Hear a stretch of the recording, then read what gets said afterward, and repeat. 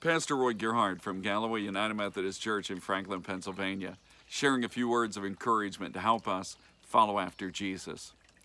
Well, on this Throwback Thursday, I want to throw back to the promises of God that will end when God has the last laugh.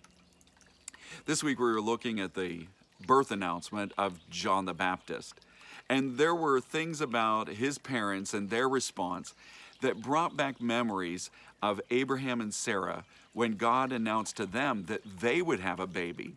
Both of these sets of parents are old people whenever they are promised of God that they are going to have their first child. And when God announces that, both of these couples have some interesting responses. Zechariah and Elizabeth are John the Baptist's parents. They're both aged. They don't have any other children.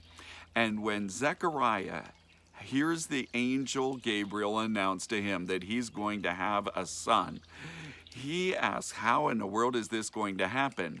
And there must have been something about his attitude that ruffled the feathers on this angel, because Gabriel said to him, hey, I stand in the presence of God.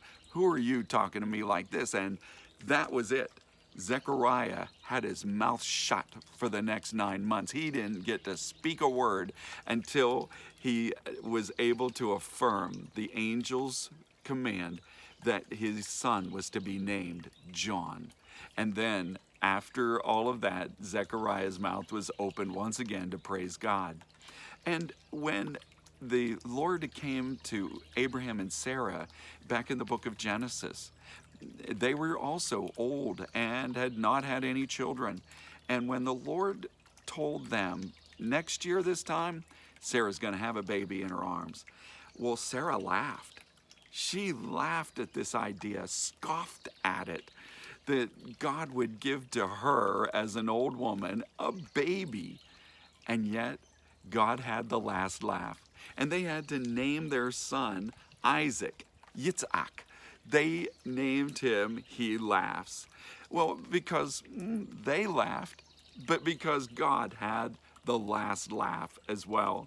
And God indeed had the last laugh on their lives to say, you laughed at me, but I delivered on the promise. I wanted you to trust me and believe in me, but even though you doubted, I came through.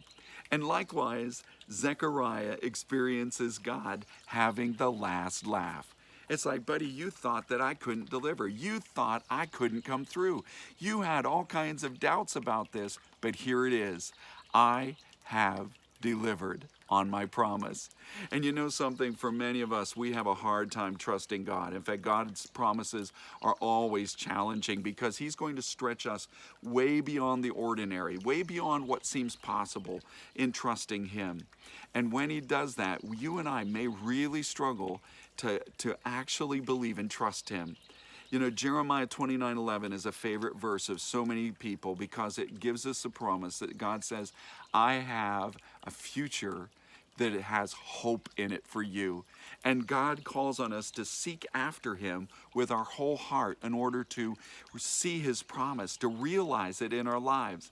But many times we don't have our whole heart fixed on God. We don't even have half a heart to believe in God's promises. But God will get the last laugh. And for all of us, we can expect this, that someday God will have the last laugh when there we come before Him in glory. And for some, they have had all kinds of doubts. In all the struggles of life, they have had a hard time trusting Him. But there is God being able to there say, here it is. Look at it.